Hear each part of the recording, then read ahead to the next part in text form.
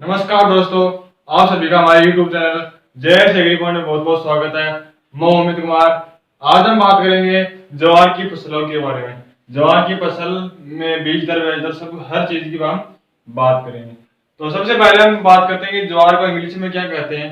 Sorghum. लगभग कहीं कहीं पूछा जा सकता है कि हिंदी का नाम न देकर इंग्लिश में नाम दे दिया जाता है। तो सबसे पहले हम बात करते हैं कि ज्वार का उपनाम क्या क्या है। तो ज्वार का उपनाम है तो मोटे अनाजों वाली फसलों का राजा। वाली फसलों का राजा।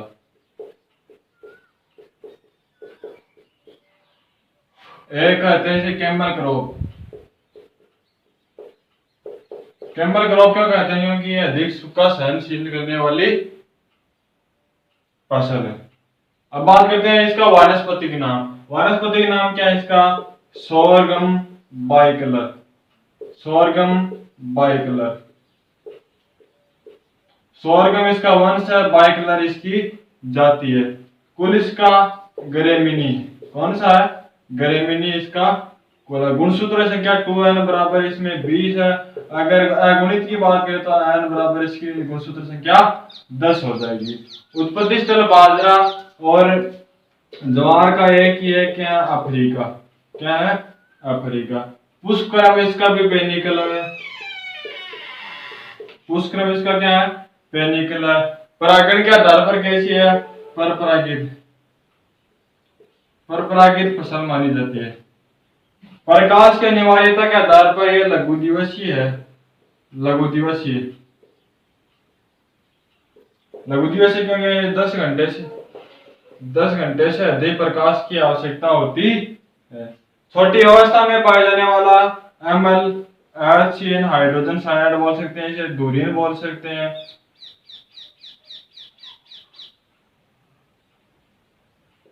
धुरीन बोल सकते हैं और एक पुरुषिक अम्ल भी इसे बोल सकते हैं, पुरुषिक अम्ल। ज्वार खाने से गंजापन होने का कारण क्या है? तो ज्वार में एक ल्यूशिन नामक पदार्थ पाया जाता है जो जिसकी मात्रा लगभग 7 से 17% होती है। 7 से 17% ल्यूशिन। इसमें लाइसिन प्रोटीन की मात्रा कम होती है और ल्यूशिन की मात्रा अधिक होती है, जिसकी जिसकी मात्रा कितनी है? 7 से 17%। ज्वार की खेती के लिए उपयुक्त मृदा आपको पता ही है, कौन सी है? बलुई दोमट मृदा। कौन सी मृदा? बलुई दोमट मृदा। तापमान इसका कितना है? लगभग 35 से 45। लगभग 35 से 45। मैंने 2-3 बार बता चुका हूं कि ग्रीष्मकालीन वाली फसलों में अगर न्यूनतम की बात करें, न्यूनतम तापमान तो 15 से 20।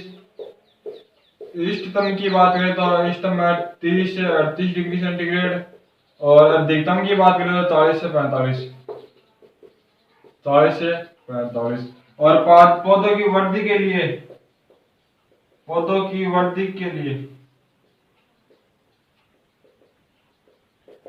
26 से 35 डिग्री सेंटीग्रेड तापमान की आवश्यकता होती है।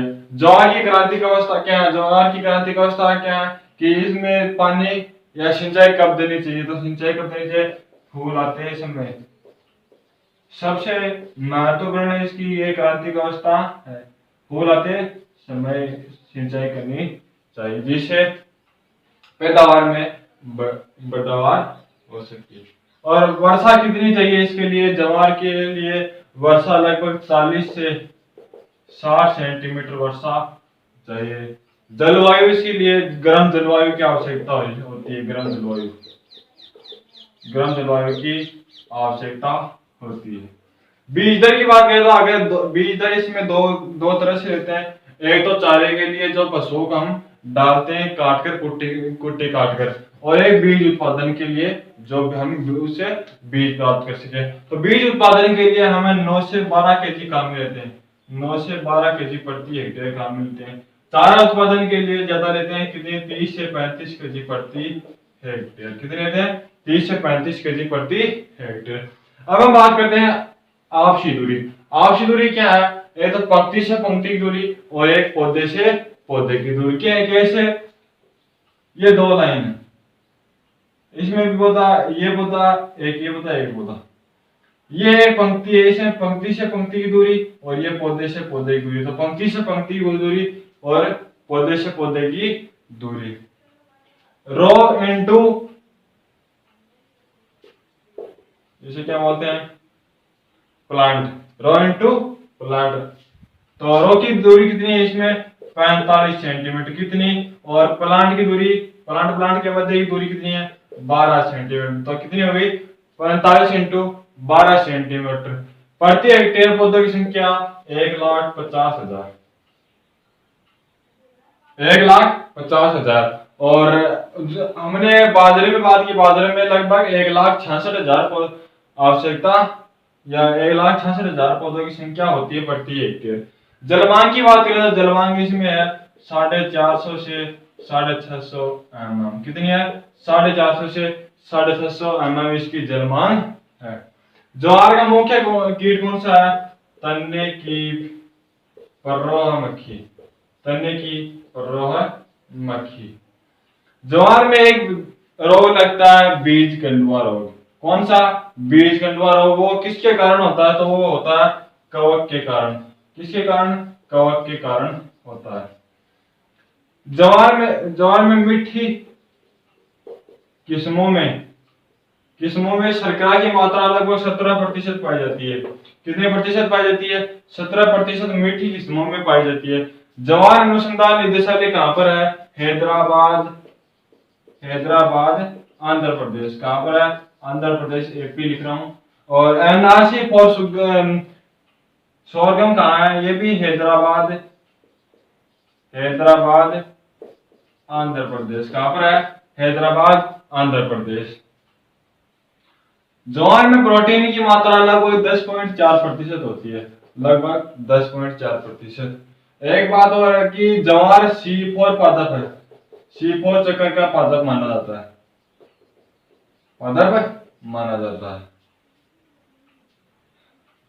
एक बार फिर से देख लेते हैं कि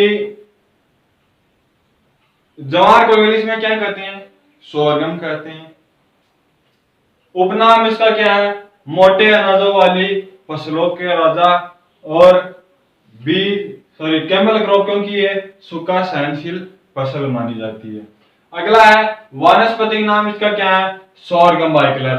सोरगम क्या है? इसका वंश है। बाइकलर इसकी जाति मानी जाती है। कुल इसका ग्रेमिनी गुणसूत्र संख्या 2n बराबर 20, या अगर अगुणित की बात करें तो अगुणित में n बराबर 10। उत्पत्ति स्थल बाजरा है। ज्वार का समान है कि क्या है? अफ्रीका। पुष्पक्रम इसका पेनिकल। परागण के आधार पर बाजरा भी परपरागित है और ये ज्वार भी परपरागित फसल है। प्रकाश की अनिवार्यता के आधार पर ये लघु दिवसीय है। खरीफ की जो भी फसल है वो लघु दिवसीय है।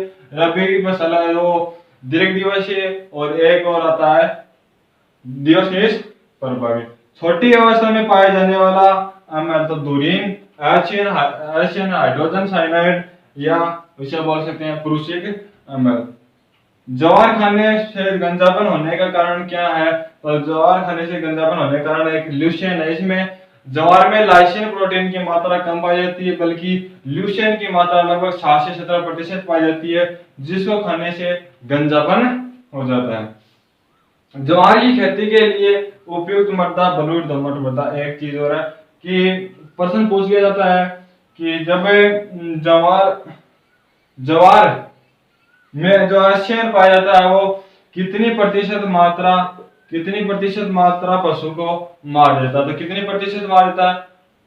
जब ज्वार में 0.5% धुरीन की मात्रा हो तो वो पशु को मार देता है। और जब ज्वार में 50% से अधिक फूल आ जाए, 50% से अधिक फूल आ जाए, तब पशुओं को खिलानी चाहिए।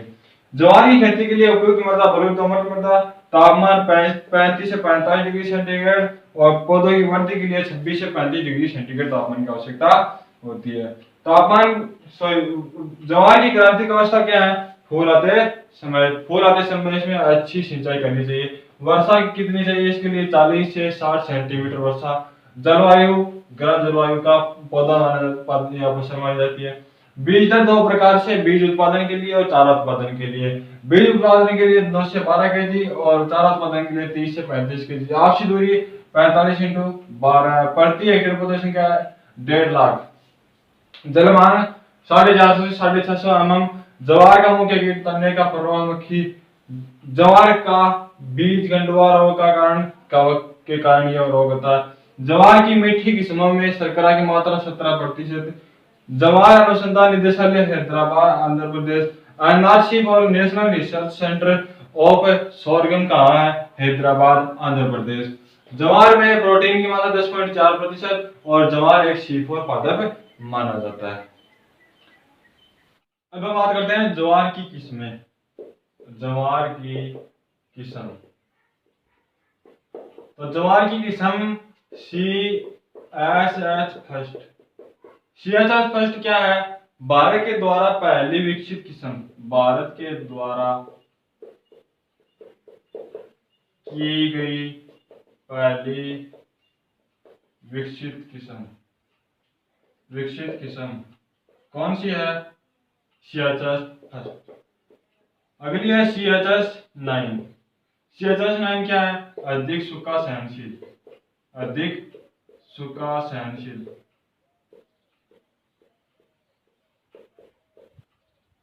क्या है? अधिक सूखा सहनशील। अब अगली है CHH5 और 6। SPV 245 और एक है SPV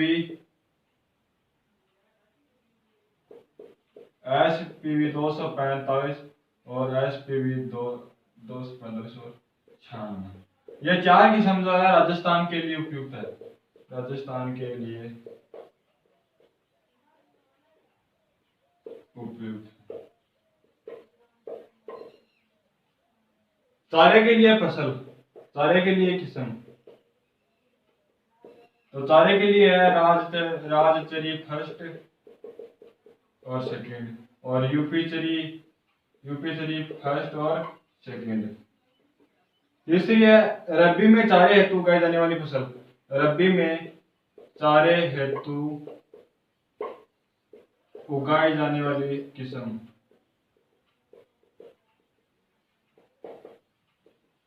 कौन सी है? M35 first. कौन सी है? M35 फर्स्ट, जो हम रबी की फसल में इसको उगा सकते हैं। एक बार फिर से देख लेते हैं। एक बात और बता देता हूँ, मैंने कल बताया था कि RHB, जहाँ भी RHB लगा होता है वहां की वो किसकी किस्म होगी? बाजरे की किस्म होगी। जहाँ भी CHH लगा होगा वो होगी ज्वार की किस्म। तो CHH फर्स्ट भारत के द्वारा की गई पहली विकसित किस्म।